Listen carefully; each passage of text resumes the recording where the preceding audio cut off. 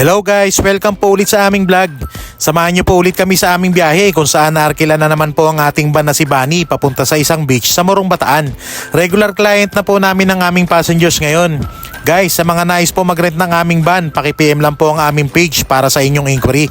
With free drone and Insta360 shots tayo, kaya sigurado po na ma-enjoy niyo po ang inyong mga outing at may babaunin po kayong mga magagandang memories sa pamamagitan ng aming drone at Insta360. Kalapit barangay lang po namin ng client kaya madali lang ako nakarating sa kanila. Ilang minuto lang matapos namin maikarga ang kanilang mga gamit ay umalis na kami.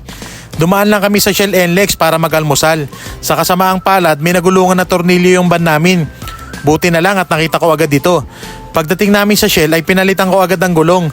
Sa awa naman ni Lord patagilid ang pagkakabaon ng tornilyo at hindi naman nabutas ang gulong. Pagkatapos namin mag-almusal sa Shell ay dumiretso na kami sa aming unang destinasyon sa Subic Safari. Pagkabayad ng aming client ng entrance fee ay dumiretso na sila sa loob ng Subic Safari para mamasyal at tingnan ng iba't ibang mga hayop katulad ng leon at tigre.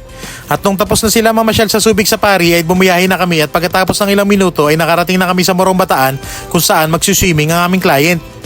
Welcome to Verde Azul Leisure Resort. Sa mga nais mag-book sa resort, paki-PM na lang po yung page nila.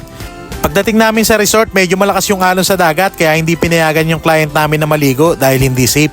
Kaya sa swimming pool na lang sila naligo. Enjoy naman ang paliligo nila dahil bukod sa malinis ang swimming pool ay malaki din ang pool area.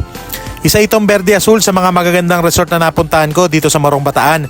Kaya highly recommended ko itong resort na ito at mababait din ang mga staff nila dito guys. Ang ganda din ng resort sa gabi guys, kaya maganda din maglakad-lakad dito sa gabi kasama ng inyong mga mahal sa buhay. Meron din pong breakfast buffet ang resort. Maraming salamat po sa Lazaro family dahil sa ilang biyahe na nagawa natin ay halos parang pamilya na po ang turing nyo sa akin.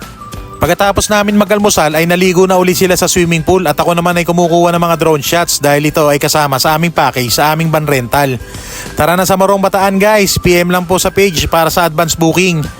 After 2 days ay nag-out na kami sa resort at bago kami umuwi ay kumain muna kami ng tanghalian sa Subic. Ayun, busog ulit. Salamat po ulit sa mababait nating client. Maraming salamat sa panonood guys!